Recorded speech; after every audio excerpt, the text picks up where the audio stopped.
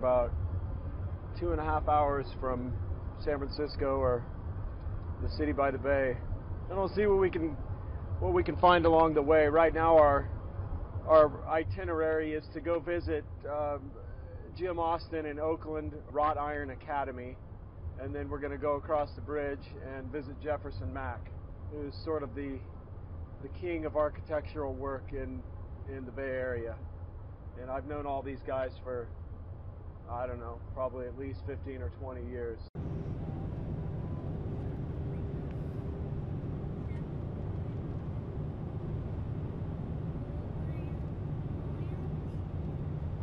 God, it's going to be so great to talk to him, dude. He does all this Viking stuff. He's made trips to X-ray the axes and Viking hammers so he can recreate it exactly like that. That's cool. But he's doing an entire silverware set for some high-end restaurant right now in San Francisco. He's making their entire, I mean, this is going to be good, dude, you know? So this is my old passion. When I was in high school, I started making little mortars, and things just got bigger and bigger until I finally went up to, my biggest bore was a 4 1/4 inch bronze cohorn mortar, which is actually underneath you. And this is a mountain howitzer. It was a pack howitzer. Barrel only weighs 55 pounds. Carriage could be carried by a mule in the Revolutionary War. And I mean, where were these? What was your market? Where were you? I made them all for myself. Oh, you did? Yeah. So I have them all. And they're totally usable. Like you can fire them. They're usable. I mean, you know, basically you wouldn't want to fire them with military loads from back in the day. You know, they had a different attitude about people getting killed on the battlefield. So that's interesting. It was basically a target shooting exercise until I got bored and went on to the next gun. And so what was the, you know, describe the transition from that to what was next, you know, like. Well, let's see, next was graduate school, so I pretty much stopped making anything for quite a while, and I was in chemistry, so at Berkeley. Oh, okay. And when I started figuring out that I didn't really want to be a scientist, I wanted to engage somehow with historical things, and for a while I didn't really know what that was going to be, and I actually went through a phase where I was making cast pewter ware. Okay. And I was quite interested in that. I liked medieval pewter from Holland and northern Germany hugely, and some of the colonial stuff. You and I had talked, and you were doing some, what was it, like replication of some like block and tackle things or whatever. Oh yeah, I was doing that for the National Park Service. Yeah. What was that all about? I worked on 1 or 2 masts for the ship, and I think I don't know. I think some of those are up on the ship. Some of them may be in storage. Where's that? Over in the National Historical Maritime Park in San Francisco. Okay. That's the Valclutha is what I was working on. That's their like 3 or 4 masted square rigged ship over there. Okay. Yeah. Because I remember one of the first times we ever talked, that was what you were working on. Oh wow! Okay. Well, yeah, that's 2006, 7, 8. Exactly. Yeah, that puts a date on like the first time that we kind of ever spoke. Yeah. Was that, and then so you go from that to the pewter stuff, and then how did you roll into the pattern welding? Yeah. Well, actually, one of my first complex blades was very bayonet related in form.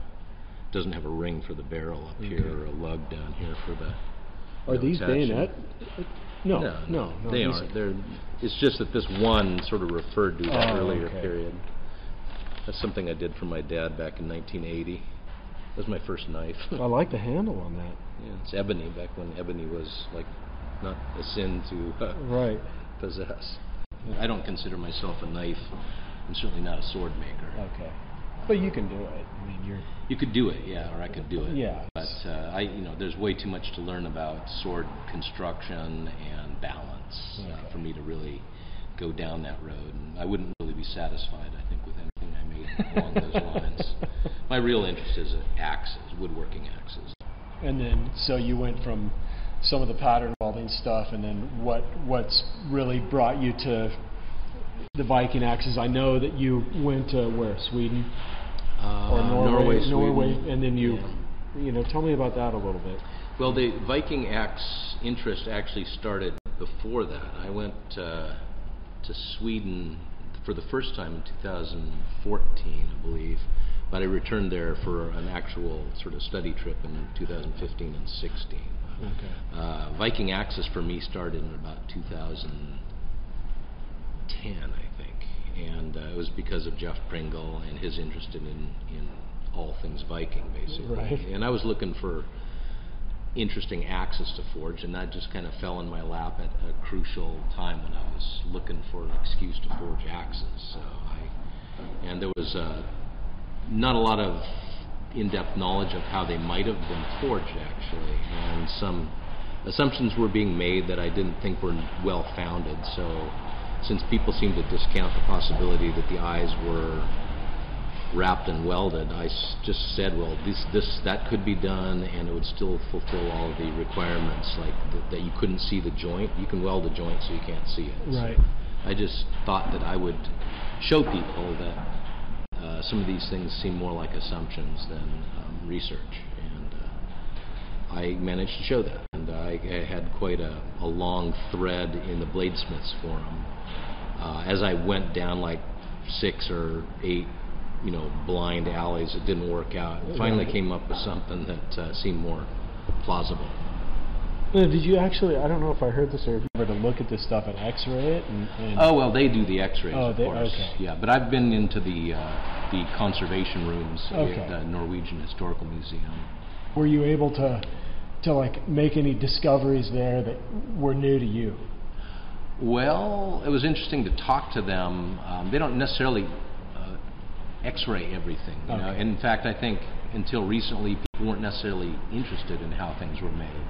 They were interested in where they were found and in dating them and sort of correlating them with other artists. But I think archaeology is sort of a 19th century, it probably goes back earlier than that, but it became more of a science in the 19th century, and it sort of tied in with the nationalism that was growing, to prove that your people were worthy, been there for a long time. And there was plenty of blacksmiths in the Viking era, so I don't think they figured that figuring out how they were made was important, because blacksmithing was current. And it was a trade. It wasn't university stuff, and it was a very university sort of orientation, putting collections together. But now, there's experimental archaeology, and there's a lot of interest, in digging up the iron-making sites and old smithies and looking at the tools and things. I mean, was that an easy trip for you to coordinate? I mean, it seemed easy at the time. I was the people were friendly, accessible. I'd love to go back, just haven't really had the time. I burned out a little bit on travel. I was spending way too much time traveling and not enough time in the shop, but I think I've sort of recouped in that sense, so I'm looking forward to going back. Teaching is another thing that I do quite a bit of, so I've got some teaching forges back here, and they're able to heat metal for almost any student project that you can finish in a weekend, 2 or 3 day weekend. But maybe forges for people too. This used to be a row of 3, right? It was extremely unwieldy, so I cut the end one off and put it with wheels. I've got that one back there. So that roves around. You can put it up to the hammers, any anvil or tool you want, and work without walking around. A couple of Viking axes that I've been working on. This one is, both of these actually, these come out of classes that I teach. So if I haven't made an axe like this for a while, I'll practice before the class. And I'll make one during the class too. So 1 or 2 axes come out of every class that I teach. And then there's some of the more complicated axes, like this would form a Swedish carpenter's axe. And this, just forging this out into a small blade would just be like a side axe, so maybe 4.5, 5-inch blade. And because you're also going to be adding a piece of steel to it. And then on the back, this becomes the back of the axe. A piece of high carbon steel is also welded onto this. It's a very interesting axe. Yeah. One of the harder ones, actually, because all of the features are put into one piece. Larger axes are usually built up from a number of pieces. Okay. And then this will form a fairly large, probably 7-inch blade Norwegian hewing axe. So this is at the stage where it needs to be folded together. I've already got a little bit of borax on here, so when I fold it together, the borax doesn't have to soak in from the outer edges to dissolve the the oxides on the faces. But this wall thickness here will end up a lot thinner, about half that thick, you know, on the finished axe. Part of it that will be due to wastage in the fire, and part of it will be forging the eye bigger. Are you, like on that one there, are you getting pretty good results on your, like here? I mean, well, obviously it looks like it, but getting that pretty like closed up there, especially, you know, like when you have to get that to pinch in and weld. I mean, it's always the concern, you know, make sure that thing welds up. Most of the axes from back then, they obviously paid special attention, making sure that looked super solid. I think it's always been a mark of quality. Right. So it's always my goal. That's beautiful. That's amazing. Yeah, simple piece, relatively simple. Okay. And in that it's just folded over and welded into an eye. The sockets is where the rubber hits the road in terms of complex assemblies. This is a partially finished, probably 1,200 or so gram Viking hammer. This is where this will be opened up and a wedge of steel will be put in to form the peen. The one that you made for me? Yeah. It's flawless. Yeah, good. Seriously. Good, because I wouldn't want it to come apart on you. I actually went to Refflinghaus, the last company to make anvils, and the first thing they said, well, it adds a lot of weight to the anvil. And the other thing it does, this is the striker side, so it makes this edge really not susceptible to chipping. Oh. Right?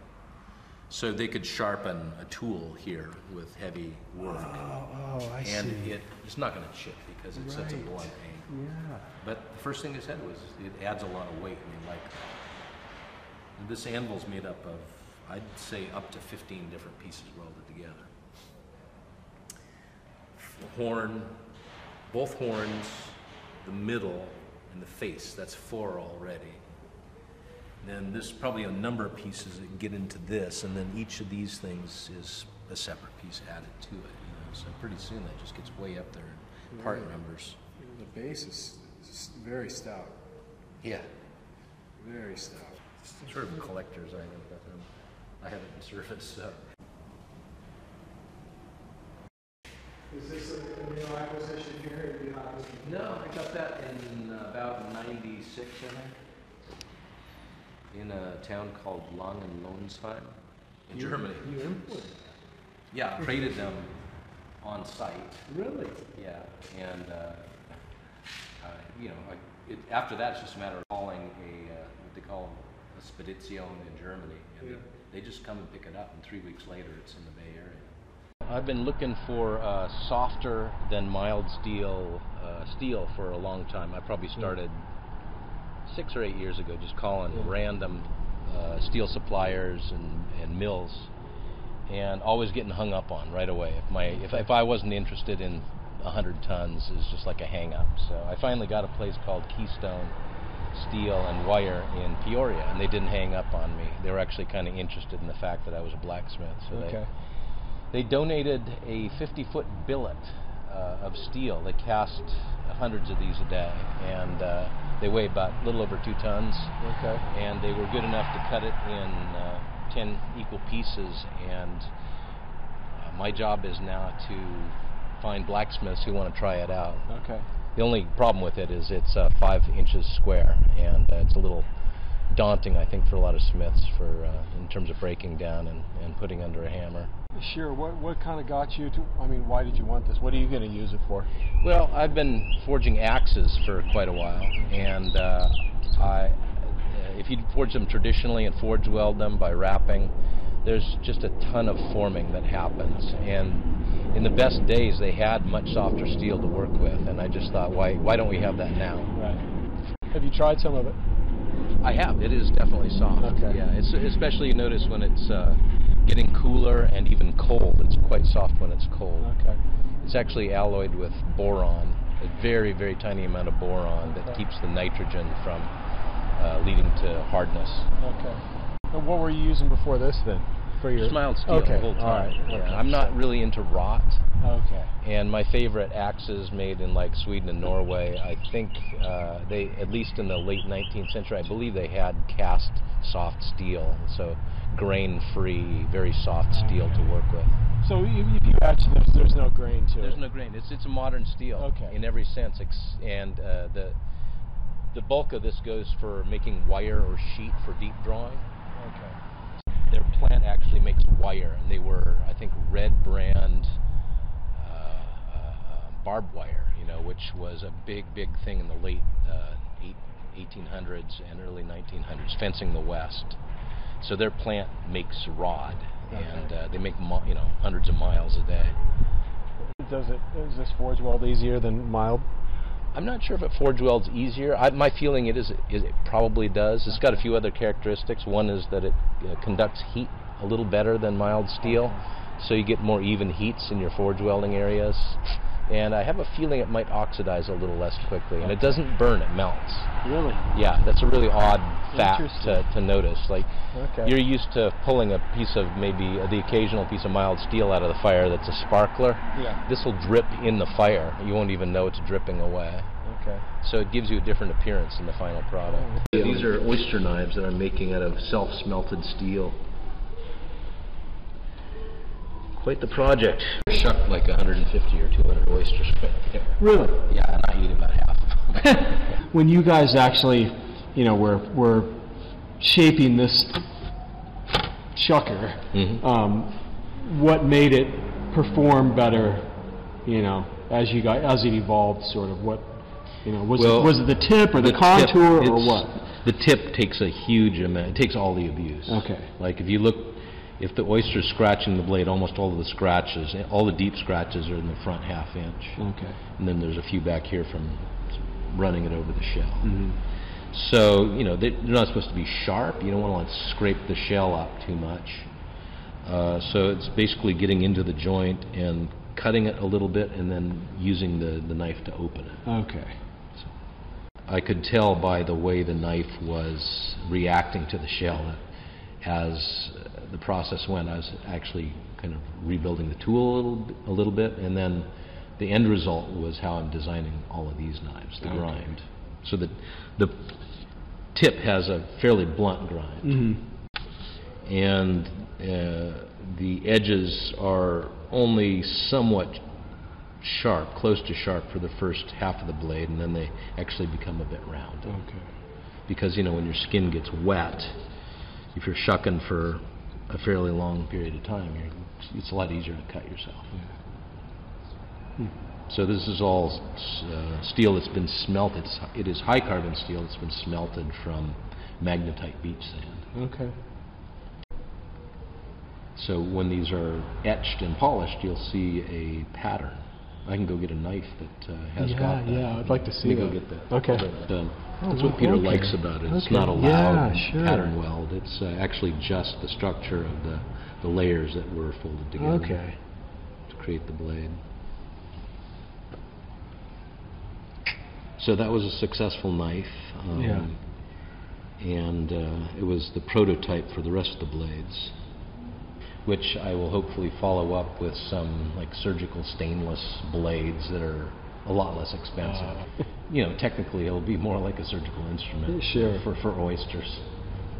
Does this steel that you're making here, is it pretty rust resistant or not? No, it's not. It's a completely unalloyed steel. It doesn't even have the alloy of unalloyed modern steel because it's never had any scrap or anything melted into it. It's literally off the beach. The last time that was iron might have been a billion years ago. Right. When it was further down in the earth. Talk about that a little bit. I know that I don't know if it was you telling me or if it was Jeff telling me. Maybe it was you. You were, like, how did you come up with that? To go to the beach and and collect sand. Jeff had the initial idea of doing this in a fast process using just modern refractory blanket and a crucible. Okay. That was, as far as I know, that's his idea. And he's done it dozens, probably maybe well over 100 times.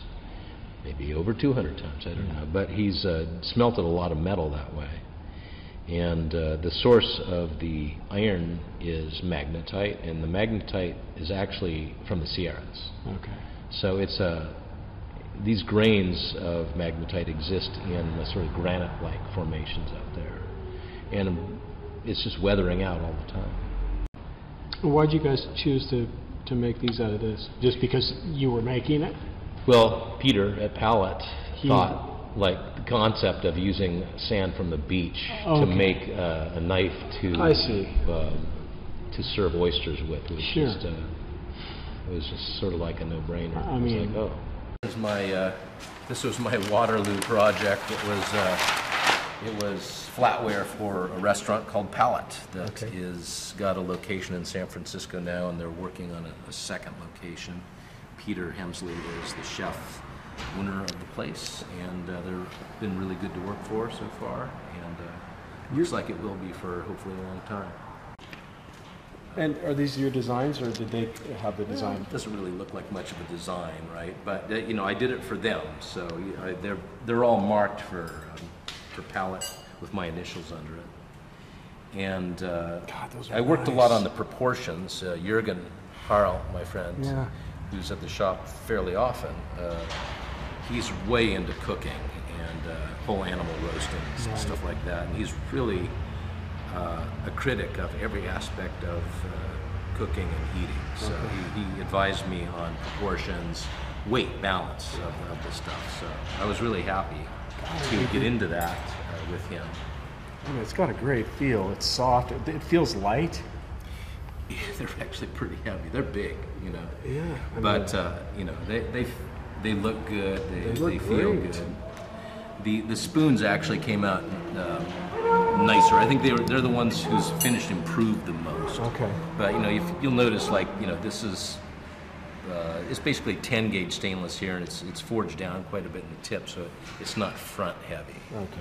Right. I could have maybe even done a bit more. Right. So you actually tapered the. Yeah, the stock was all. It was all done by hand too.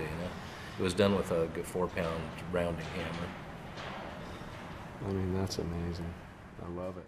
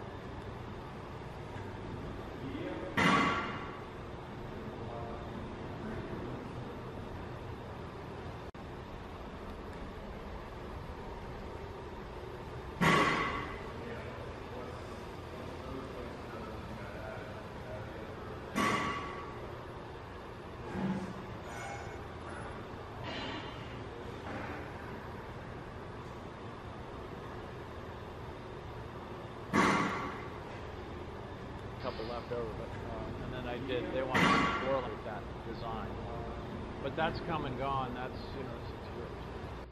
$20,000 a month just in the mill. So, but I learned to depend depend on it, you know.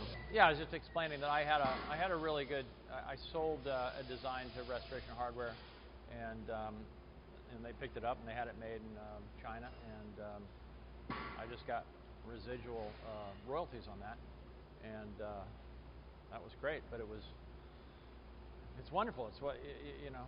You get checks in the mail every month. You get a check in the mail, and so you get used to it, and you don't really know if you're being profitable or not, or sustainable or not, you know, with the stuff that you're doing, because it's a false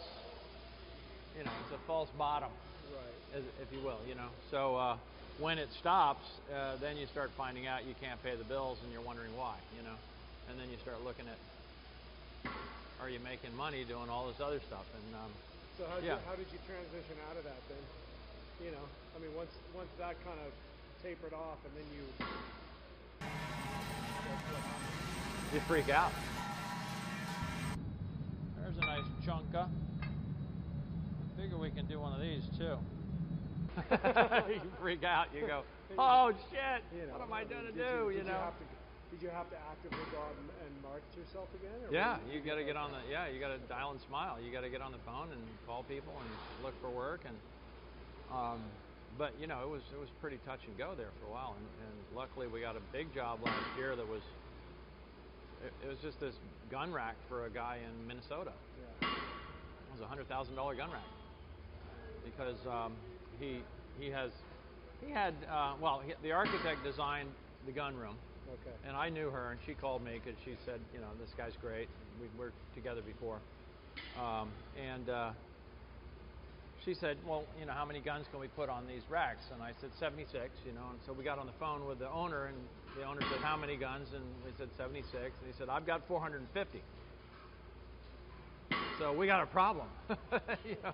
And so we got to designing, and when we made this kind of cascading gun rack, so at each location, instead of one gun rack, we could have 3 or 4 instead of one gun hooked there. So it kind of came down and held a series of guns, you know. So we got about 180 guns on the wall, and he was happy with that because he could, you know, put some in storage and, you know. But that was great because it was all handmade, and you know, it was just T&M. So I mean, that's the only way we can do it now is T&M. But you know, in this city and with this real estate, you can. I mean, you got to be really careful because I got to charge $150 an hour shop time, sure. And that's almost not enough money. So this is a 1942 Beaudry Champion, and it's a 300-pounder. The drive came from above. They were made to drop down into mines, and so the drive belt was on the surface. And they needed a blacksmith down in the mines to sharpen all the jackhammer bits all day long because these guys would be jackhammering coal or whatever, and then they would dull the bits and they'd bring the bits over to the blacksmith that was at the bottom of the shaft with his setup, and he'd sharpen them all and send them back to work again. So that belt would have gone through several series of you know, jack shafts and drive belts.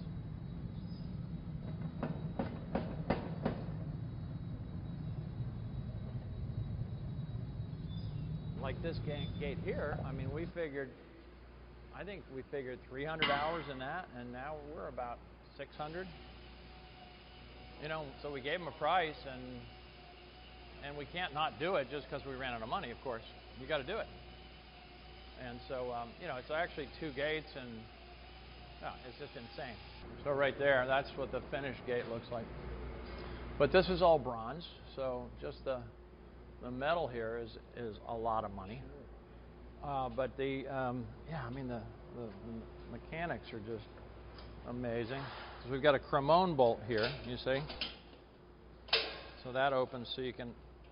Because the problem with gates is, you know, you're doing some really nice ironwork or metalwork, and then it's got to move forever. Sure. You know, it's got to operate and close and latch and everything. So this is latches, and once that latches, and that locks this, so you can't, you can't put a wire through and pull this and pop it open, because that there's a big plate in there that latches in with that latch. Okay. And so once this door is closed, you cannot open this. So you have to open this before that will work. Mm-hmm. She's got a classic house, and it's going to be really special. It's kind of a legacy project for her. So so this has gone in waves. I've always had one person on it. I really like the tree farms. Yeah. Those are great. Yeah, and that's classic Macintosh. That design. What's taking up the bulk of your work right now? Like a lot of variety, or is there something else you're doing more than?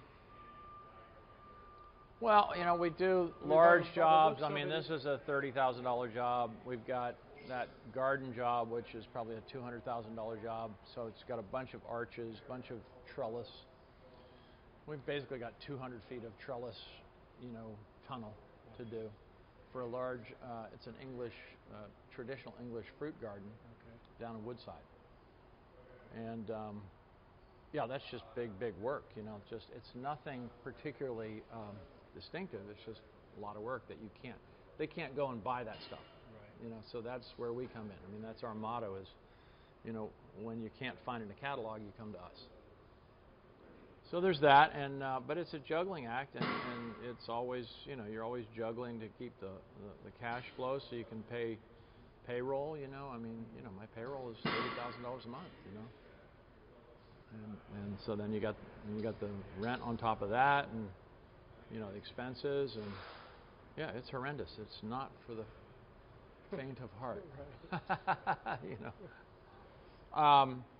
Largely given up on much production. I think we talked about at lunch. We just, I don't know how.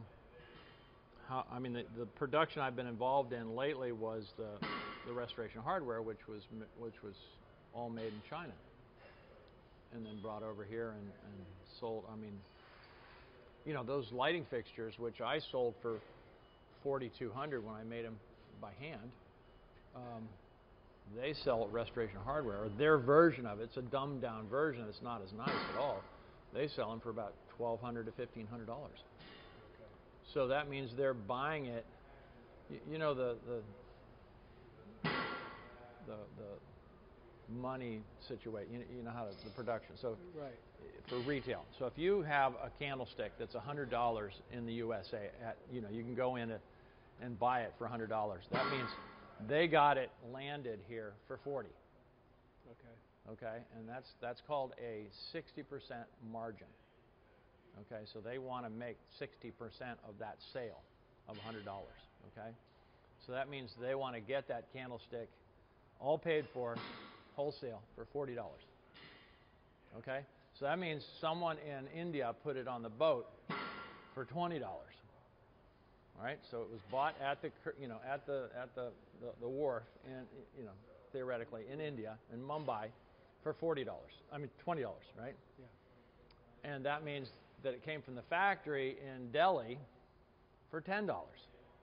So someone went and bought it at the factory for $10, brought it to the wharf in Mumbai, and sold it for $20. So everyone steps on it. Everyone doubles the price, And that means the guy in the factory, or if it even is a factory, maybe it's a village that makes these things that is the factory, got probably $5 for it, or maybe $2.50.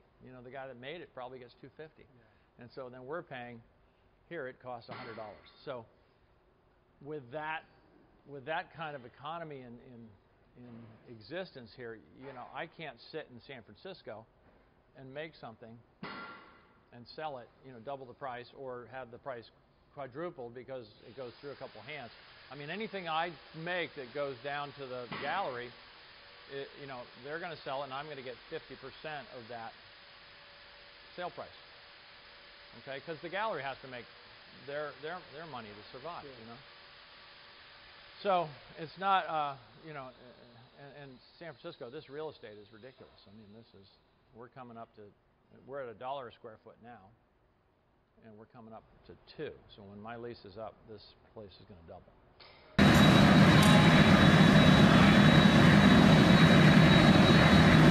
I hit it hard to get it up over the hump first. You see, get it. This thing has to go over the hump, and then you back off. You know,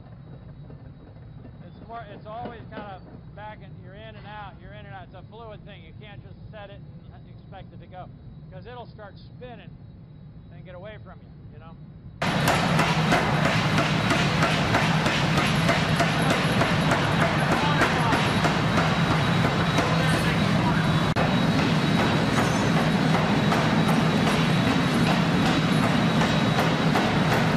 To do this work, do you need to be in San Francisco?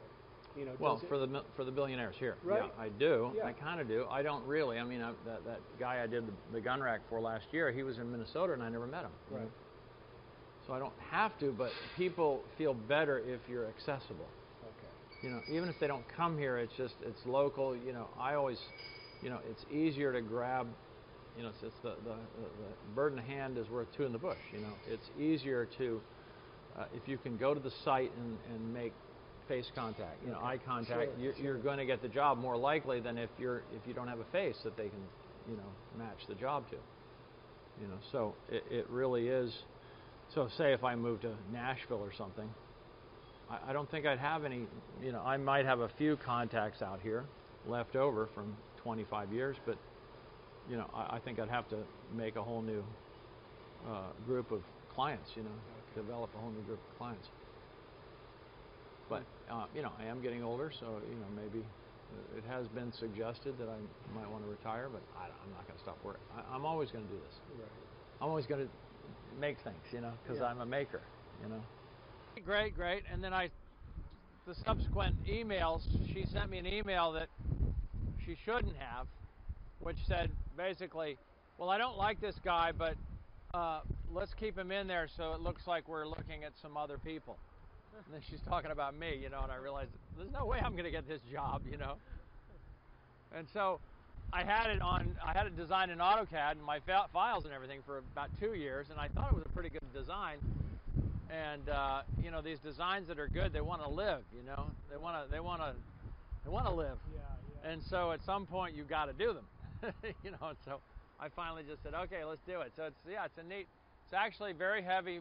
It's a 3/4 inch steel, and I plasma cut the pieces, had them plasma cut, and then riveted them together. That's cool. But it's called Velo, V-E-L-O. Yeah. No, you haven't always lived here. No, I've been here 2 years. Did you build it? No, a friend of mine built it, and he collects English cars. He's English, and he has a couple of Lotus or Lodi. Plural, Lodi, you know. And so his shop was down here, and he was going to work on them there and rent out the top. And just about the time he finished this, I didn't even know there were, you know, we've been on the street for 20 years, and I didn't know there were lots up here. And he bought this for like $90,000 or something, because no one knew it was here. There's like 4 lots right here. But someone owned it out in the you know, the avenues, and some Chinese guys, and he bought it for $100,000 and then built on it. And so he's got a building in San Francisco for less than $500,000, you know, in the last 5 years, which is amazing. So right about the time he was going to set up his shop here, his children became 5 and 7 and started soccer. And you know, well, you don't know yet. You're just about to find out that when your kids become that age, all your hobbies get on the back burner for about 18 years. So he couldn't do it. So and the lot right here is for sale? Yeah, there's 2 lots, but it's ridiculous.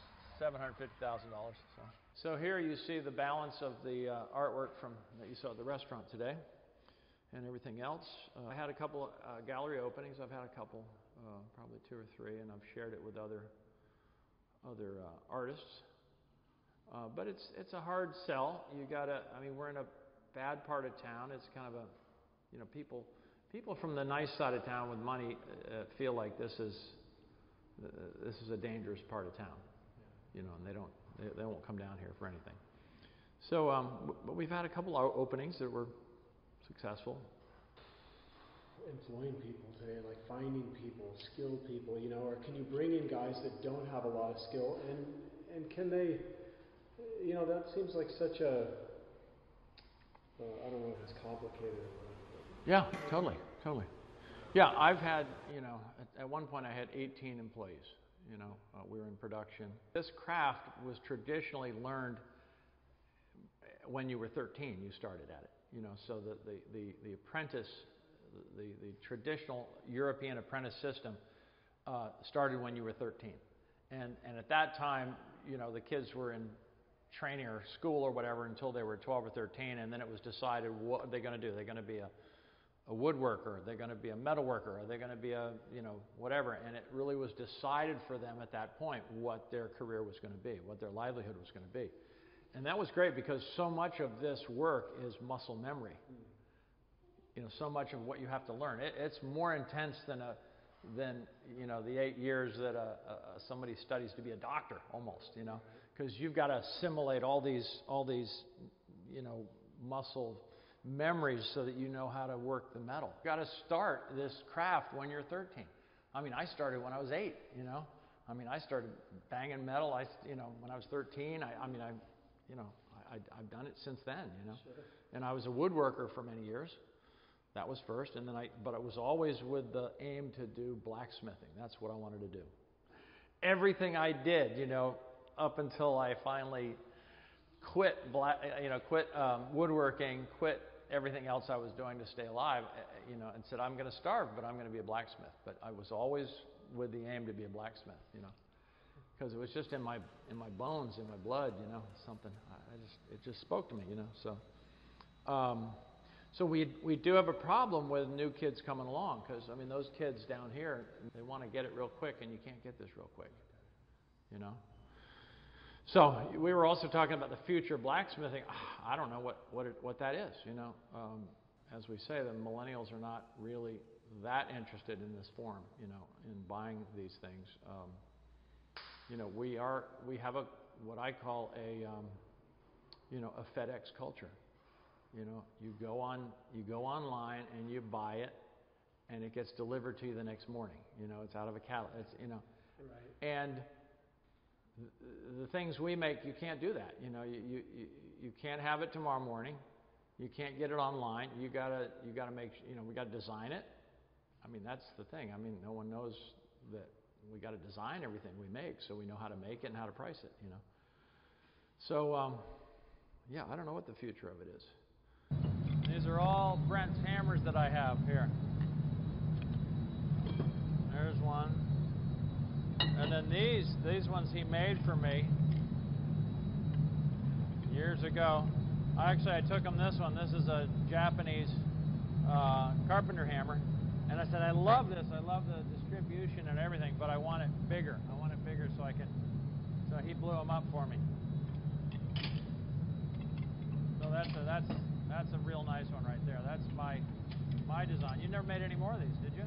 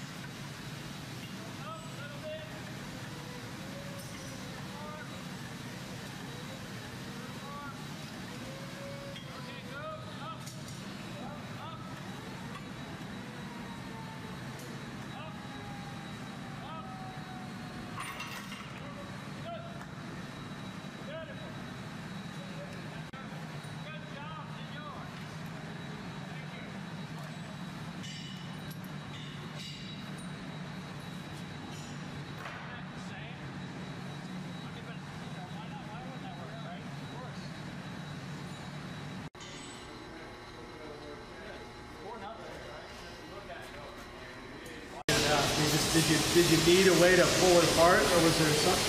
No, I started doing. I was starting to do some helix. Yeah, taking them around. Yeah, I started doing that, and I was just hand pulling them. And then I wanted to get bigger and bigger. Yeah. And I knew that hydraulics were the key, you know, because I got bigger, thicker stuff. And so I had one 4-foot cylinder that would do it, and then I realized I had a great system, because you have to mount it on some kind of track, you know, because here's your 4-foot cylinder. Right. And then I realized I got one sitting in the forklift. I've had it for years. I've had it for 20 years. I don't have to build one. I have to, you know, because I went and got a 4-foot cylinder and a hydraulic tank, pump, and then I realized, well, we got one right here. As long as you can stabilize one end and use this track. You know, even the first thing I thought was, oh, get an old forklift and steal this whole front carriage off it and mount it to a table, and then you've got a what do you call it? A level carriage that'll pull it open, you know. But then I said, well, why don't we use the forklift the way it is, you know? Sure. So we don't need to get another piece of equipment in here, right? That's good stuff, Jefferson. Yeah, huh? Yeah. You don't see that every day, do you? No.